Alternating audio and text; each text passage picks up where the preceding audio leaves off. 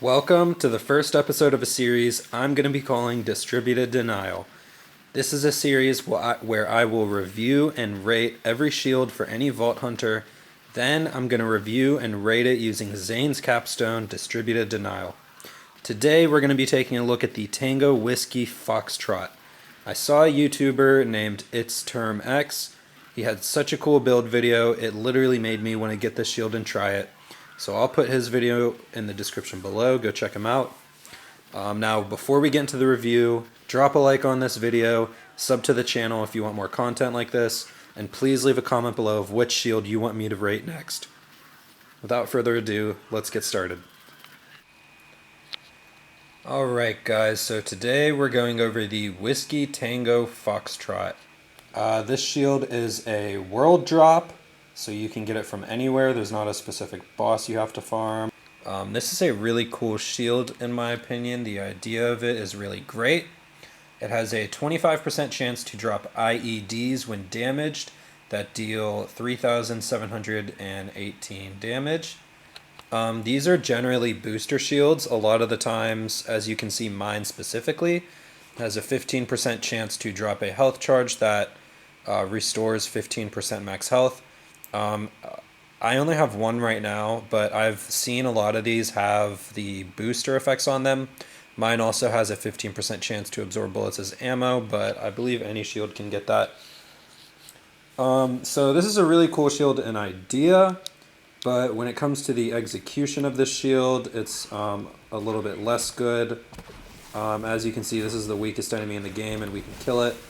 But when you come over to a chucker, which is, only even slightly bigger, just wait till he can damage us. Alright, well, these guys don't want to fight. Hold on 1 second, we'll get him to damage us. Alright, so as you can see, it chunks only 1/4 of his health bar, which isn't bad. These things come out 1/4 of the time. And as you can see, all three of them hit him for 1/4 of his health bar. When you saw just that one hit him, it didn't do much damage at all. So yeah, that took all three IEDs to actually hurt him.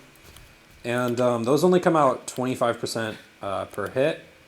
Now, as a standalone shield, I actually kind of rate this pretty low. I would rate it maybe a 4 out of 10 shields. It does have an okay capacity. It has a pretty good recharge delay, and the recharge rate is average. And this thing can roll with some good booster attributes and stuff like that. But as a standalone shield on any random character, I don't rate this very high. There's much better options for sure. I definitely think it's a cool concept. So moving on to the distributed denial portion of this video. I actually think this shield has a lot of potential with distributed denial. As you can see in some of the clips I'm showing you now, I took this to the slaughter shaft because I figured why not just, throw it right into the fire, let's really test it. And the damage definitely wasn't good, don't get me wrong. But what I think was really cool about it was the elemental dots it was constantly applying and the fact that it staggered the enemies a lot.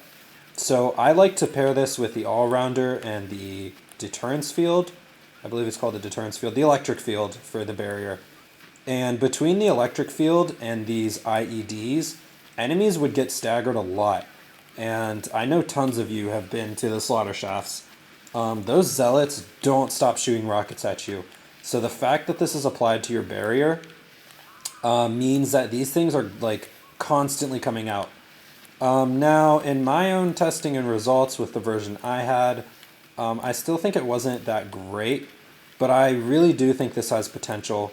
I'm going to bump up the rating with distributed denial to 6 out of 10 shields, just because I think this has really good potential and the staggering of it. And then the last thing I want to say about it is if you find an ice variant of these shields, so keep in mind whatever elemental resistance the shield has, that's what element the boosters will be. So I think if you were able to find one of these shields with cryo resistance, it would shoot out cryo damage boosters, and that would definitely help the Calm Cool collector build in general. Now, since I can't try that because I don't have one, it's not the most common item to just, find the exact elemental roll you want on a legendary shield. I'm not going to rate it higher than 6 out of 10. But I do think there's some potential there, and I think you guys should look out for this shield. I think it's a really cool one. So yeah, that's my review on this shield. This was just a short video, episode 1 of Distributed Denial. Please, like I said, leave a like and sub to the channel if you want more content like this. And please leave a comment below of which shield you guys want me to try out next. I will eventually try them all out, but if you guys specifically want to see certain ones first, go ahead and comment that below. And anything I have, I'll definitely keep that in mind for the next video. Well, alright guys, thank you. Hope you guys have fun trying out this shield, and have a great day.